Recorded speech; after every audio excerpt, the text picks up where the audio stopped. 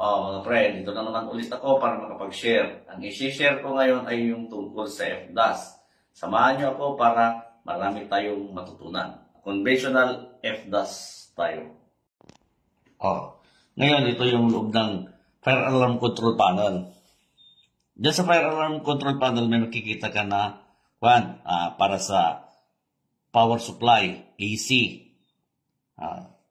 Sa AC, may makikita ka dyan ng pagkukonikan ng neutral, earth, tapos yung live.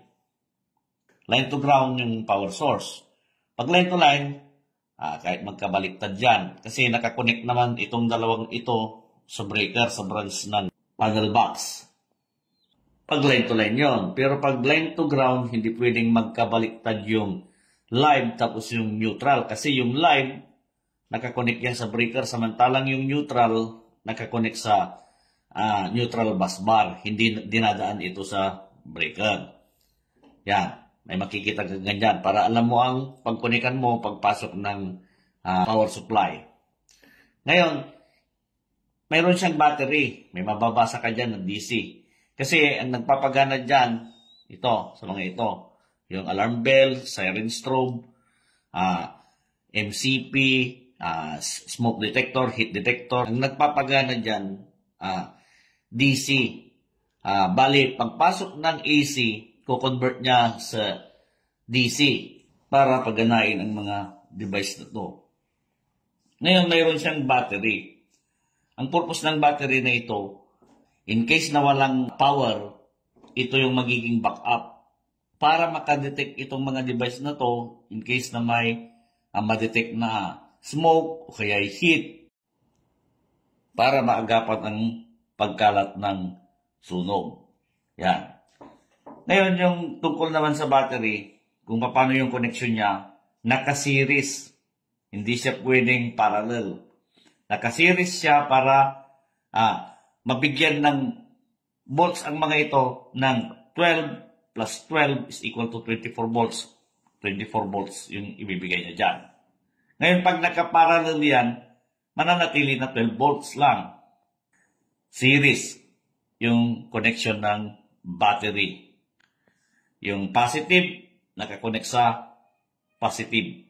Tapos yung negative, nakakonect sa negative.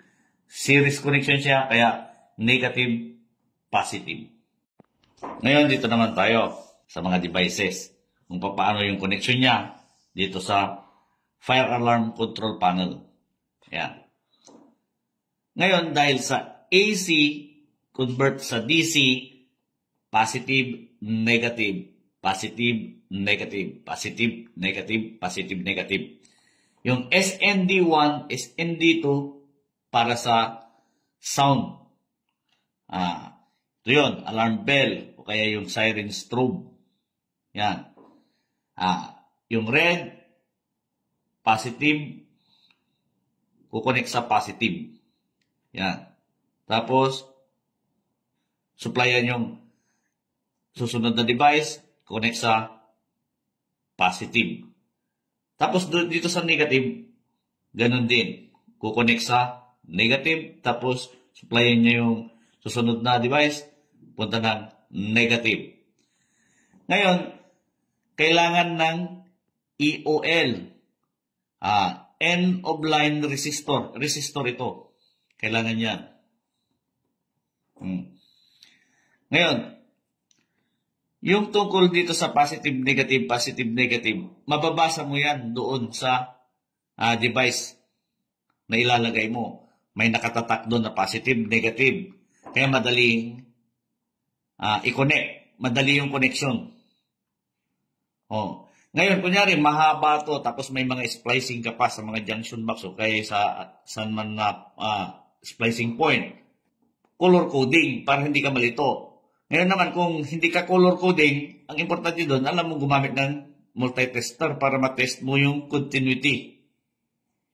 Mula doon sa positive, tapos dulo ng wire. Para alam mo kung alin yung positive na i-connect mo doon sa device. Ganon din dito sa negative. Kung wala kang color coding sa wire. Yan. sound. Ito yung tungkol sa sound. Ngayon naman dito sa Zone 1, Zone 2, ito yung tungkol sa mga smoke detector, heat detector, manual control point. Dito siya sa zone. Oh. Depende na yan sa'yo kung gusto mo sa Zone 1, Zone 2. Oh. Itong ginawa ko, nasa Zone 1. Yung pag-wiring, parehas lang din doon. Importante, huwag mong pagbaliktadin yung positive, negative doon sa mga device na pagkukunikan. Kaya, positive, yung red, papuntang positive ng device. Tapos, supplyan nyo yung sunod na device, positive siya, kukonek. Positive, supplyan nyo yung susunod na device. Ganon din dito. Yan. Dalawa yung positive. Pag ganyan, ibig sabihin may continuity yan. Pag iisa lang yan, hindi dyan mo i-connect, i-splice mo sa iisang point. Yung likod ng smoke detector, kung minsan yan, naka-number yan, 1, 2, 3, 4, gano'n.